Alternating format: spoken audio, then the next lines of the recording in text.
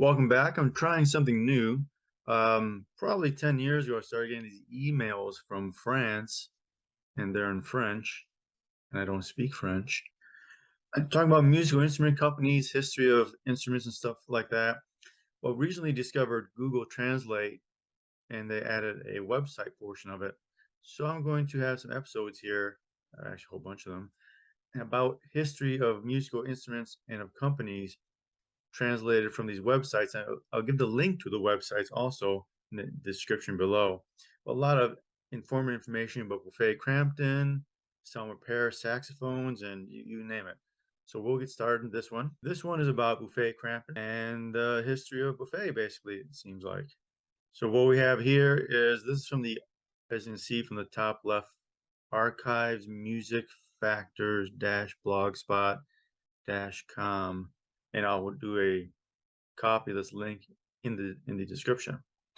Anyways, let's start here. What we have is this about Buffet Crampton, of course. Clarinets. We all know about the company.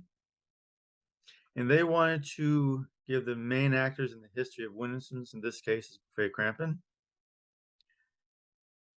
And let's go through this real quickly. You can read it in the link I provide. This is about the actors who shaped the clarinets of the legends of the R13, BC20 RC, and about the Festival Prestige Tosca Divine, as you can see right there.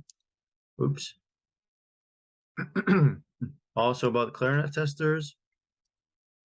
So their introduction area. The founder, original founder was, and I know this is a French name and I don't really speak French very well, but Denis Buffet Auger. One of the family's wind instrument makers at Locotere Beausset. I'm probably slaughtering these names now, but forgive me.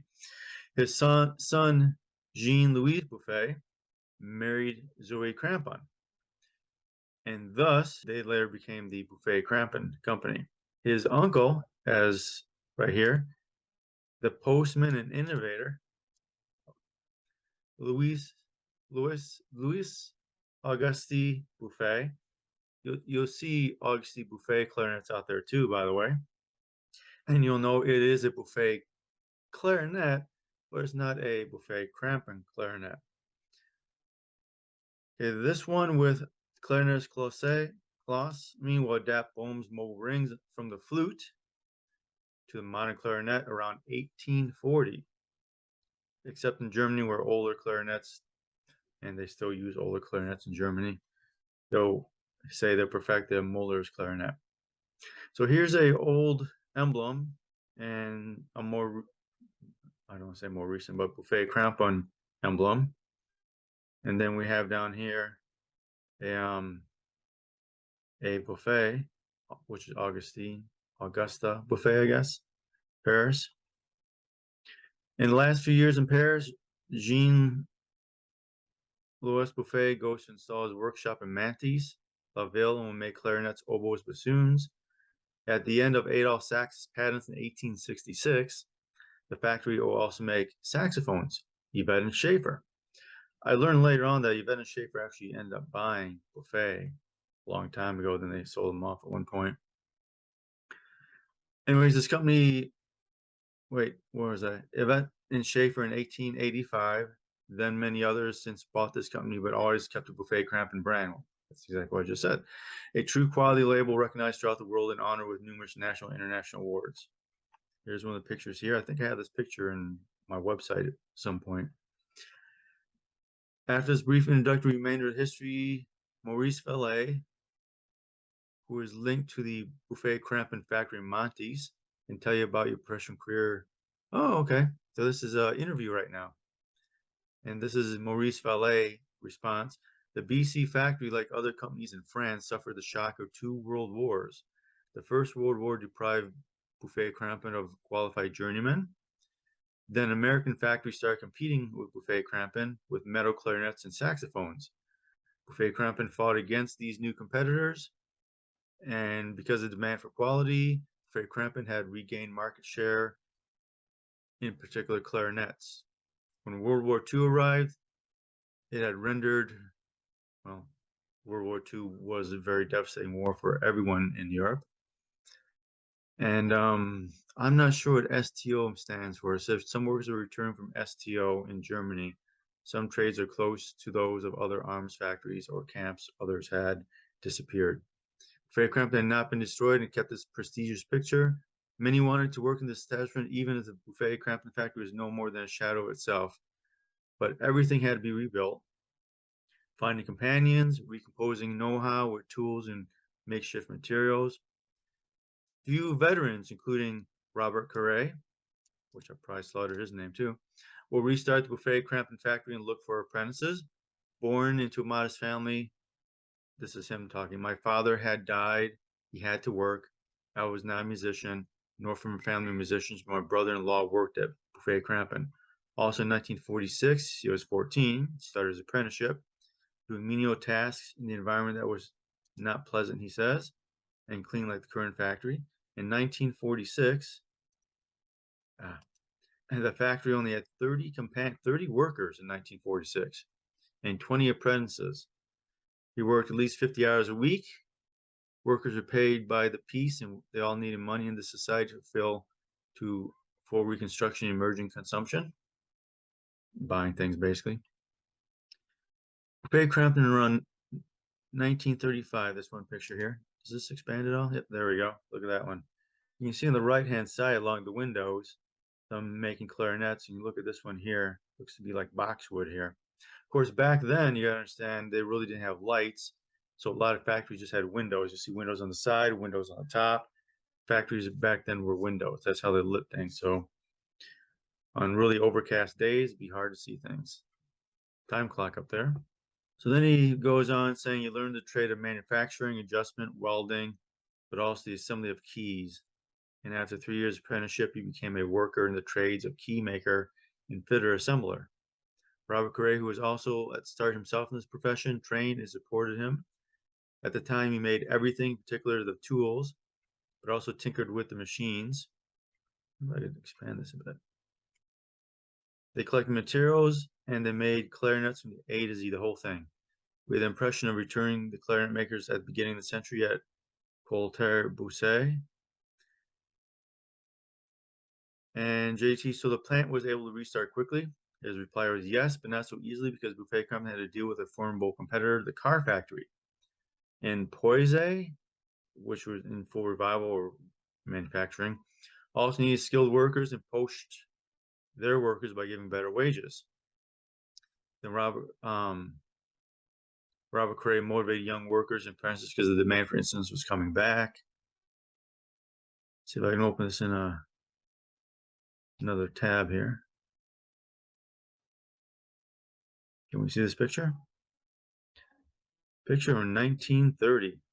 That was all the workers, I guess, or most of them.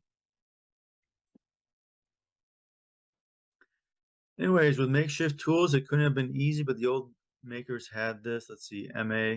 This is still the case with very specific and inimitable sound of Buffet Crampton because you can copy and reproduce an identical clarinet, and some have done so. It is complex to reproduce the Buffet Crampton sound. That's true. I've measured them up in all regards, and I have a good idea of how they do it. Of course, other professionals in the industry also know that. Because of the tools, the secret know-how born at the time and justly guarded. MV, let's see, there's also Robert Carre's contribution because the working conditions were not easy with little equipment. You had to be creative and use the means at hand. Remember, this is a long time ago, you know. Thus, for example, we made hinges with the Wales umbrella. I have no idea, something to look into. If you know, put it in the comments below. We created tools and salvaged them. This is how the tools of the great Leon maker Simon ended up at Buffet Crampton. For example, we couldn't find files that are so important in my job, so we recovered old files that were real bars of soap, worn out and constantly rearranged, and we extended the lifespan. Inefficient process, but we had no choice.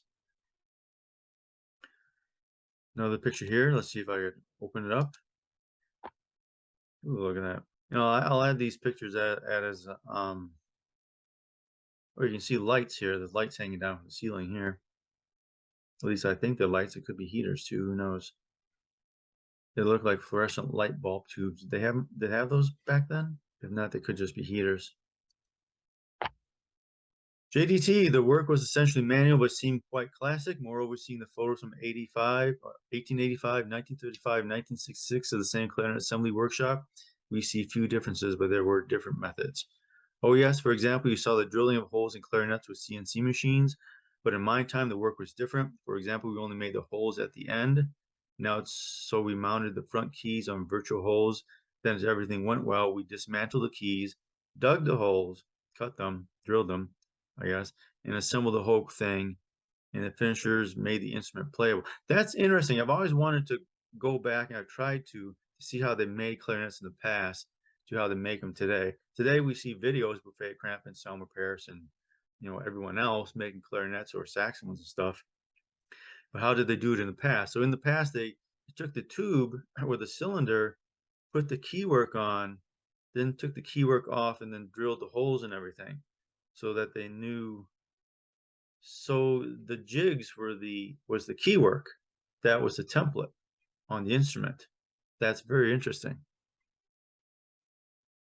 So they dismantled the keys, dug the holes, reassembled the whole thing, and the finishers made the instrument playable. Then Pierre Lefebvre, who's another brand out there of clarinets too, vintage clarinets. He was solo clarinet of the Republican Guard and Limereux concerts. I know I'm slaughtering the French here. Probably them Buffet Crampton from 1934 to 1953, and they could go on sale. So here's a advertisement. Going on, as the work was manual, each clarinet went through different workshops where different trades made it possible to develop the instruments. And here we're going to talk about the assembly line work. Oh, this should be really good. For a long time, the work was close to the old factors. There were a few of us. This allowed us to get to know more or less the other trades in the manufacturing process and the colleagues. So basically, they had the same people working there, and they basically job taught each other, cross taught. Sometimes we give a hand when things got stuck in a workshop. This old-fashioned versatility no longer exists, because it was in 1960 that the organization of work changed with machines, suppliers of materials and small parts, and mass production. We did not say to the chain or manufacturing chain, where it is true that the work is more fragmented, more specialized, and more efficient because the work demand for clarinets was important, especially with the success of the R13 in the USA. What type of clarinets were you making back then? The models of clarinets that are now only known to collectors, such as the NI, N1, the classic Bohm, the 1D with the articulated C sharp, G sharp, and the 2N, the DA ring, the 2DN, full Bohm with the additional key going down to the E flat. Different than what we know it today. For each mechanism innovation, different clarinet existed, but at the time it was normal. If you take the Yvette and Schaefer catalog from 1922, there are, I believe, 47 clarinets for different Buffet Cramptons for sale. And then as my know-how progressed, Robert Correa put me in the manufacture of the keys of alto clarinets and bass clarinets, which are more difficult to achieve because the world demand increased. So at least they're making more and more. The question about his life as a worker.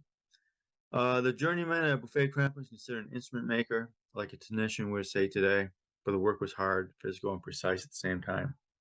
Proud of profession, constant concern for excellence, even if they got dirty, even if they were not very well paid. The work was sublimated by the virtuosos of the whole world who played on our instruments and who were very respectful with us, even admiring the admiration was shared listening to them. When we're all working on a new model, take up past achievements, looking for innovations and demands, is exhilarating but demanding. We no longer counted our time, only the project counted, but I don't understand that. We no longer counted our time, only the project counted, but what a reward when we heard the greatest musicians about our achievements. Once again, this is a language conversion, probably. They didn't really track their time, I'm guessing, but were rewarded hearing musicians using their instruments and hearing them and how they louder their instruments. The atmosphere is studious, passionate, because we constantly sought to progress in our professions, perfect the instrument, solve the problem, and that's the whole thing. Buffet Crampton, they really only had one model until the 1960s, and they kept evolving it over time. The hierarchy was always demanding, not necessarily in the race, but we shouldn't dawdle because we were paid by the piece. So they're paid by, if they did an upper joint, they're paid by each upper joint that they did. Well, I didn't, wait, not necessarily on the rates, but we shouldn't dwell because we were paid by the piece, but on the quality, and we didn't have much room for error. At that time, scrap, wood, or metal due to errors were not recycled and were very expensive. At Buffet Crampton, this mentality has, of course, evolved over time, but nonetheless continues for the most part of the working conditions. Here's a bunch of the clarinets. 1975 Buffet Crampton catalog. We'll review that. I think I have that catalog. Anyways, JDT, making new model clarinets, collective work by drives a new model engineers to see. In my time, 46 and 92, there were no engineers. There was a competent boss recognized by all, Robert Correa, qualified workers, apprentices, and musicians. Let's see, MA musicians live with the instruments every day and identify small but real defects while playing in the orchestra. This needs analysis, often discussed between professional musicians, and results in more formalized requests from the manufacturer for improvements. See, the musician is necessarily a perfectionist and has always asked more of his instrument to play better. As soon as the model is released, the information goes to the speed of sound, and thousands of clarinets around the world try it, comment, compare it, and all that stuff. Oh, there's a video here. I'll find the video and put it in the description. France are the best clarinet manufacturers in the world. Buffet Crampton, Selmer, LeBlanc, etc. And you were competitors. What was the relationship between you? Oh, this should be interesting. The clarinet makers, even competitors, have always been closely linked. And for the example of Cortair Bosse, they intermarried. Collectors are very specific about the different stamps of these overlapping families. In my time, the relationships were rather cordial. There was even little poaching of qualified journeymen. Competition existed, but on the international markets, which are essential for all, we reinforced the made in France. The dissemination of innovations created a climate of emulation, permanent, and that's why it's hard to remember over time who was the first to create such an innovation. Well, nowadays it's easy to go back and you take a look at each clarinet and see who evolved what and when, time frame wise. If I understand correctly, La Divine has just been released, but EB, MA, and P. Meyer are already thinking about another model. Let's see. Replies, despite industrialization, even robots, the clarinet as important parts of manufacture is still human. When did Buffet Crampton really move into the industrial age to keep up with growing demand? And the answer, in 1985. Buffet Crampton experienced a new direction with a new mentality, investments in modern machines, evolution of trades, different production management and marketing, and painful dismissals of former journeymen following this modernization. You know, Selmer Paris went through the same thing. The Selmer Mark VII was their transition to modern machines and evolution of manufacturing. Of course, it was also known for the big table keys. I have a couple videos actually of the Mark VII. My first professional saxophones were actually Mark VIIs, and I still have mine, and they're shown in those videos. And I compare them to Mark VIs, and I compare them to Kyworth Coughs also. I've done those a while ago. I could do them more today. Anyways, going back to here, the new policy replaced in 92 the piece rate, which had been the norm by the monthly salary, which caused productivity to drop immediately, and it took years to regain it, was essential. But now apprenticeship has been replaced by item Le Mans graduates and technical diplomas. Young people coming out of tech schools often have good base, but to master these very specific professions, they work with tutors, elders to acquire the know-how and required to work on the top of the range. They're used especially at the finishing stage of clarinets. The know-how and the secrets are thus transmitted and perpetuated because we often stay in this company for a long time.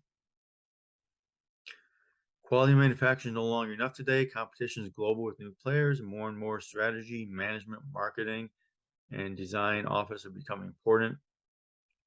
The old internal mobility within the company remains.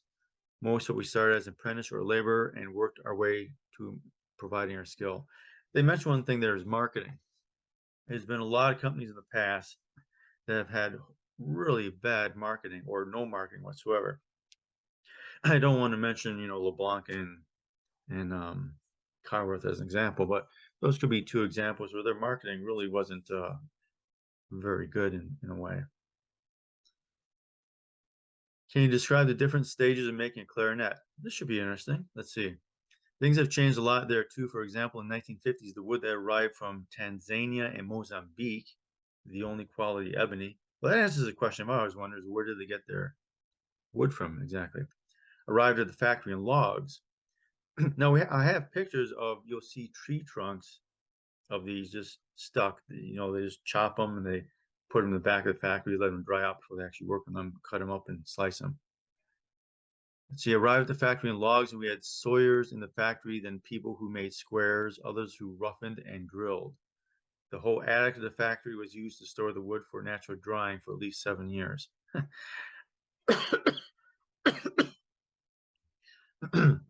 They put things up in the attic because heat rises, so that's a good place where everything stays hot and dry, and to dry things better. Matter of fact, more recent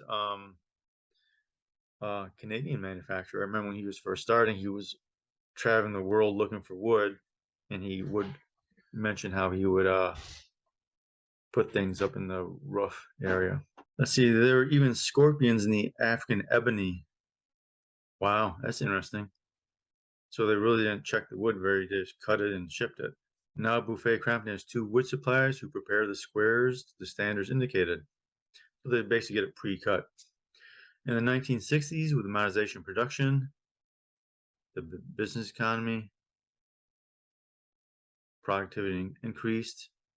The storage of wood, which tied up large amounts of cash, where Buffet Crampton also had to pay taxes on stocks at the time. Modified the too expensive natural drying process. Natural drying has been replaced by autoclaves, which under pressure dry the wood, then oil it with linseed oil, then later the ovens. After that are the known stages of turning and drilling. And here's a video here of Buffet. I'll put that in the description. After the woodworking, let's continue our tech analysis, the clarinet, machining metal keys. Nickel silver is base material, but doesn't Buffet have this secret formula? The nickel silver is bought from a French supplier who has a rolling mill and pours the ingots into plates of different thicknesses and sizes. The nickel silver they buy is made of a zinc, copper, nickel, and it's true that Buffet Crown puts more 1% lead, which gives us certain qualities for shaping keys, plus one secret of another product.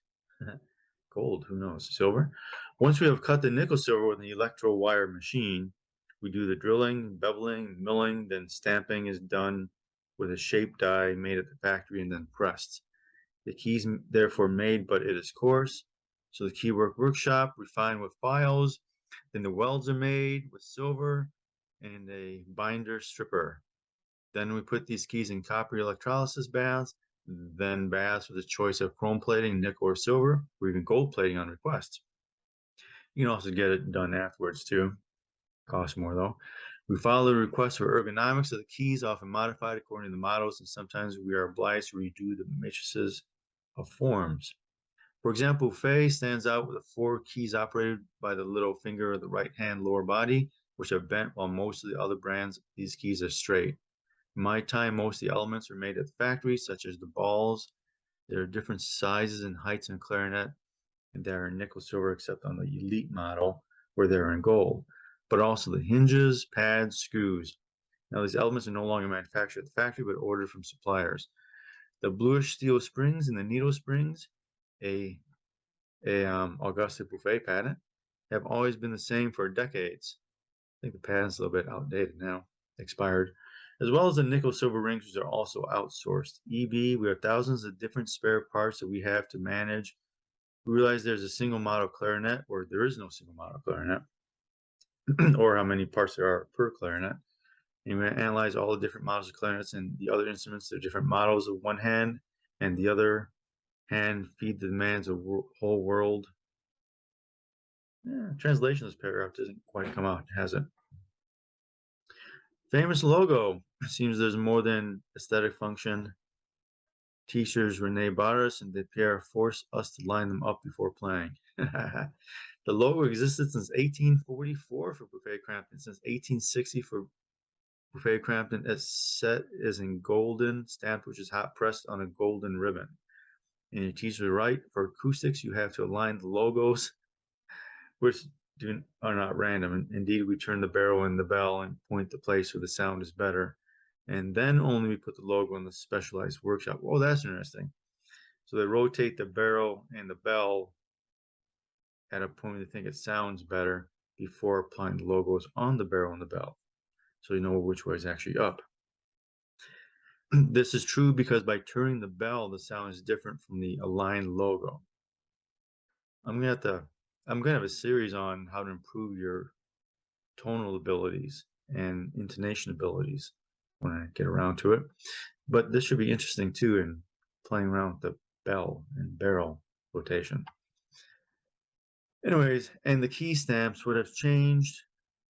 We mainly use felt and bladder pads, then cork and leather, then the perforated pads with resonators, elite bass clarinets, saxophones. Now Buffet Crampton using Gore-Tex tampons, Gore-Tex pads in the US, more and more.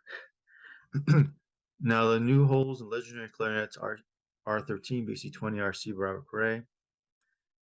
That question. Indeed, he worked for 46 years under Robert Cray and was a passionate returning apprentice in 1921.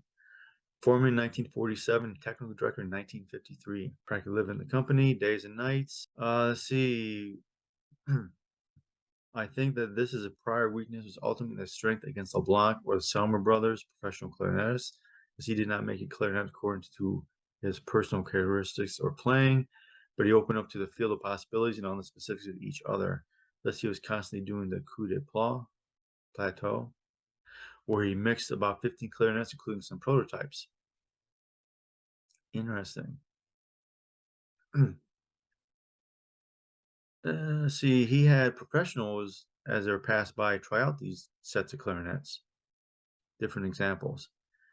It allowed Robert Cray to refine, progress, and note the requests for innovations, problems encountered, criticisms, and the strengths to keep in his little notebook, apparently.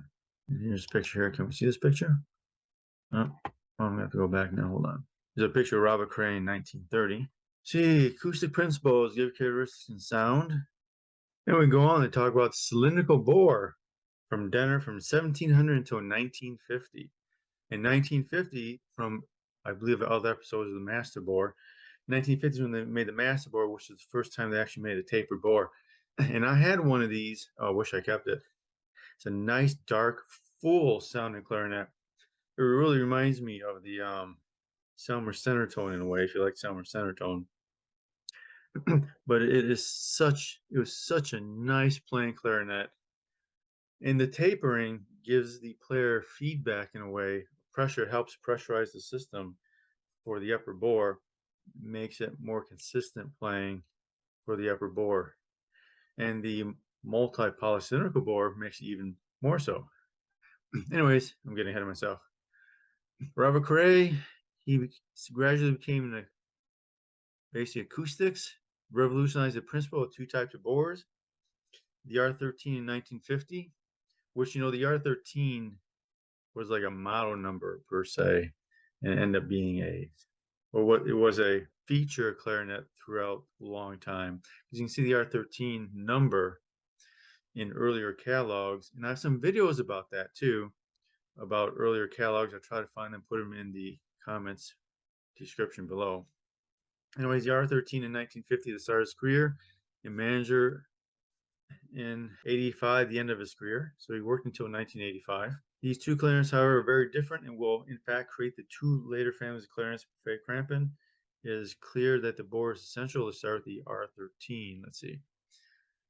See, in 1950, he created the R13, a specific narrow bore of 14.63 millimeters, which would be immensely successful. And took advantage of this was D. Gautier and J. Lancelot. The R13 was created in particular for the USA DG. Let's see. The objective, pursue, and make, according to the joke, a clear and clean instrument. Created a new clarinet with a polycylindrical bore. So probably 1950s when they actually started designing it, I'm guessing. Composed of several diameters inside the bore and innovations that differentiated from previous ones. Lighter, brighter sound, which it was from the previous master bore version. Hence a smaller bore, therefore a slightly longer and thinner clarinet.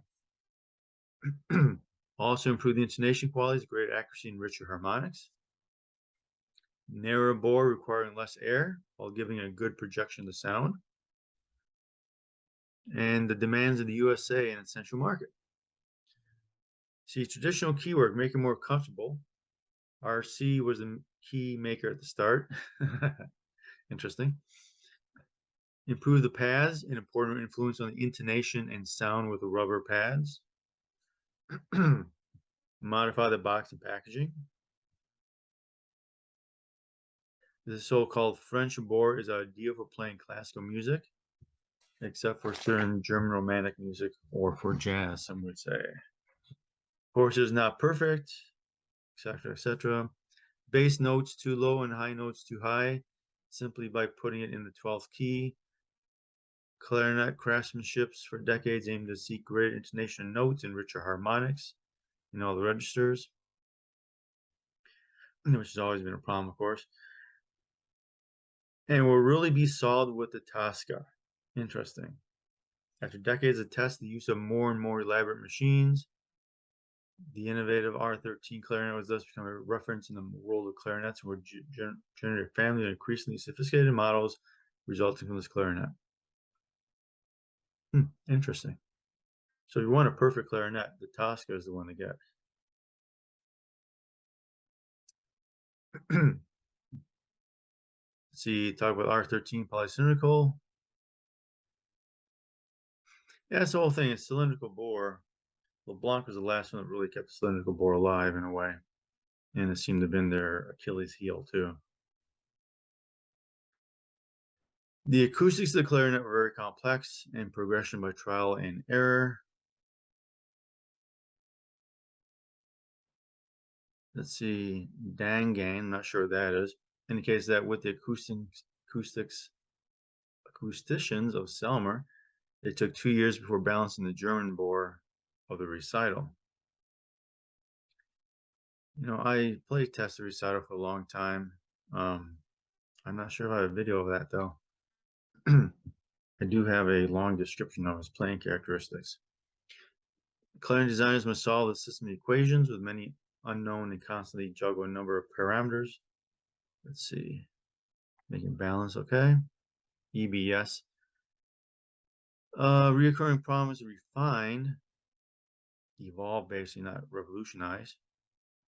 They're no longer in the era of Mueller or Auguste Buffet, but to improve a multitude of adjustments, corrections, details, use of new materials, etc. Another objective is make a versatile clarinet be able to play all kinds of music. Chamber music, concertos, symphony, you know, the whole ball of wax, basically. Can I make series that are too specialized and limited, even though some are nowadays? Tailor-made according to different needs of each one would not be profitable, therefore still have to have clever balance, of course. So you can't act on all the components. Can you give us examples of contradictory objectives? A musician wants a lighter instrument and becomes improving an objective by reducing the thickness of the wood, and the key should not lead to the fragility of the instrument. That's true. You ever seen someone sit on a clarinet in the middle joint? Here's an example of antagonist components. You have to find innovations and constantly seek balance. Sounds simple, but it's not. There's a Selmer clarinet. I can't remember which model it was, but it's really thick wood, and it's really heavy. Let's see, their heavy lightness, secondary objectives should not weaken the instrument, etc. Is one of the qualities and a defect of the elite. It was a magnificent but nonetheless fragile clarinet reserved for cautious professionals. Now it's completely different because the clarinet can be light and strong thanks to the use of new composite materials. Someone asked for improvement objectives on the chimneys and the holes in order to avoid blockages by saliva and the condensation of air. This is already found in clarinets of the 19th century with tubes of brass, ivory, or bone in the chimneys. Well, that's interesting. I've seen brass in the chimneys, never ivory or bone. It must have been really early. There's a picture right down below. um, so we made inserts in green line in the chimneys, and of course, we tried all kinds of buffers. And we're currently the waterproof Gore-Tex. The goal has been achieved. And here's a key of a Lefebvre clarinet around 1850 with either bone or looks like ivory. I really don't know what look like different though. Other musicians like Paul Meyer will ask for a solid clarinet resistant to thermal shocks to avoid cracks, such as military musicians who play outdoors. The advantage of green line, remember green line, compared to wood, and of course that was why metal clarinets came about too. Also, let's see, criticize the thumb rest, which was fixed, but all clarinets, especially with the presence of more and more women clarinets, do have the same morphology. Adjustable thumb rest, of course. And with it, actually flip it upside down to one higher. You can put those big thick rubber cushions on them to kind of adjust them. I've always had to adjust mine, and adjusting your thumb also lets you adjust your fingers. See, my first three fingers here, they're a different length. So I want my thumb to be in a position where that makes them straight down the clarinet versus like this, where I got to curl too. And it's easier if I do this, of course, taking into account my pinky being shorter also. So ergonomics for me played a key role in things too. Let's see, models, differentiate which constitute milestones, progressions. Let's see. They try to apply new principles. Seeing the original text in French does me no good. Thus, the RC sold in 2015 has just benefits from improvement of other models. My primary Buffet clarinet is a RC Prestige, and I absolutely love it. I have a set of R13s also from the late 60s.